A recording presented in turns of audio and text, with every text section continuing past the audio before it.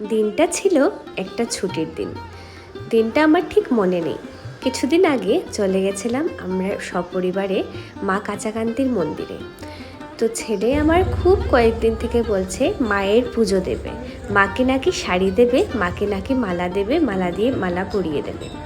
তো তার জন্য আর ছেলের কথা অমান্য না করে, আর মানে হয়তো মা আমাদেরকে সাড়া দিয়েছেন যাব, তো তার জন্য আর ছেলের কথা অমান্য না করে আমরা একদিন প্ল্যান করে নিলাম উধারবন কাচাকান্তি মন্দিরে যাব। সকাল সকাল রেডি হয়ে একটা নতুন শাড়ি পরে, ছেলেকেও একটা নতুন জামা পরিয়ে আমরা বেরিয়ে পড়লাম মন্দিরের উদ্দেশ্যে।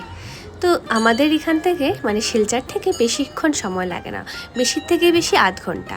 ওইখানে গিয়ে ফুল, শাড়ি, তারপর আলতা, সিঁদুর, সব পুজোর যত সরঞ্জাম আছে সব কিছু নিয়ে মায়ের মন্দিরে ঢুকে পড়লাম।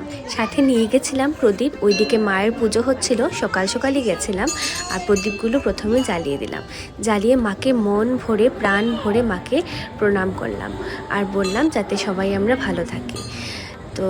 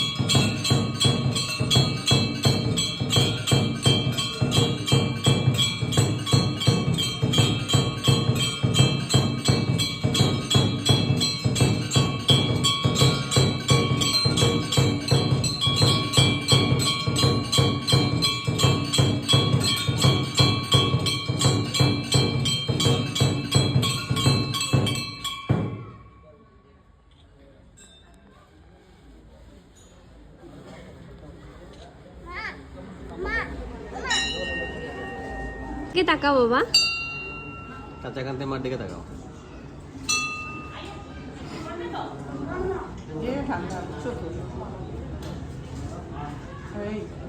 বাবা সুন্দর করে নাও বাবা, সুন্দর করে বসো, সুন্দর করে বসো। জয় মা, জয় মা।